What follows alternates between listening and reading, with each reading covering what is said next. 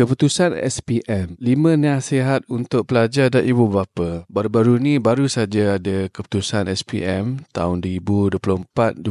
Ada yang cemerlang, ada yang tak berapa cemerlang, ada yang gembira dan ada juga yang tidak berapa gembira. Tak kiralah bagaimana keputusan SPM ini. Beberapa patut hargai usaha dan ikhtiar mereka yang telah berusaha supaya mereka tetap berasa bersemangat. Jadi kali ini saya, Cikgu ZZ, nak berkongsi 5 nasihat ataupun panduan bagaimana untuk kita menangani keputusan SPM ini. Nombor 1, keputusan bukanlah penamat. SPM bukanlah titik akhir untuk mereka. Ia hanyalah satu persimpangan kecil dalam satu perjalanan yang panjang. Tidak semestinya mendapat straight A anda telah berjaya dalam hidup ataupun sebaliknya. Ada juga pelajar yang mendapat result biasa tapi boleh juga cemerlang pada kemudian hari. Sebagai beberapa, anda patut beritahu di sinilah kehidupan benar mereka akan bermula, iaitu selepas SPM. Tak kira berapa banyak A yang mereka dapat. Nombor 2, kita patut meraihkan usaha bukannya hanya keputusan. Jadi lebih penting untuk kita hargai usaha dan perjalanan anak-anak berbanding hanya melihat keputusan sahaja. Kita tanyakan mereka, apa yang paling belajar banyak dan apa perkara yang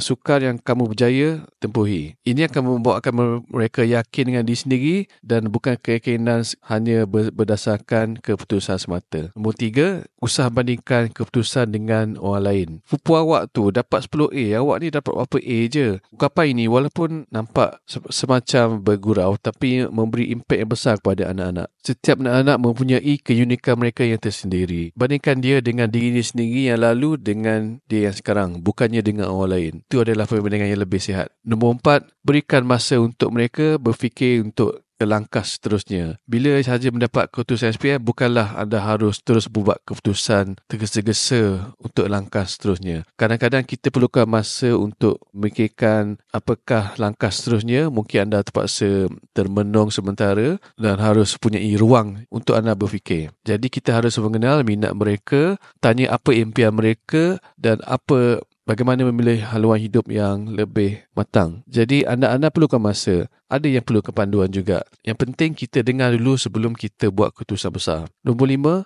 jadikan keputusan ini sebagai permulaan perbualan bukannya pengakhiran. Sebab SPM, banyak peluang baru dibuka dan banyak jalan. Contohnya, anda boleh ke asasi, diploma, STPM, kursus kemahiran, dunia kesawanan ataupun kerjaya freelance sekalipun. Gunakan keputusan ini sebagai titik mula anda berbincang dengan anak-anak tentang cita-cita mereka, apa yang mereka ingin capai dalam hidup dan juga apakah nilai yang mereka ingin pegang. Ini adalah peluang terbaik untuk anda mengukuhkan hubungan dengan anak, iaitu bonding. Kesimpulan, SPM hanyalah salah satu bab dalam hidup mereka yang panjang. Yang penting, bagaimana anak-anak terus menulis bab-bab yang seterusnya dalam hidup mereka dengan semangat, nilai dan ketabahan. Sebagai cikgu saya sendiri, saya percaya anak-anak kita bukan sekadar angka, tapi mereka adalah harapan.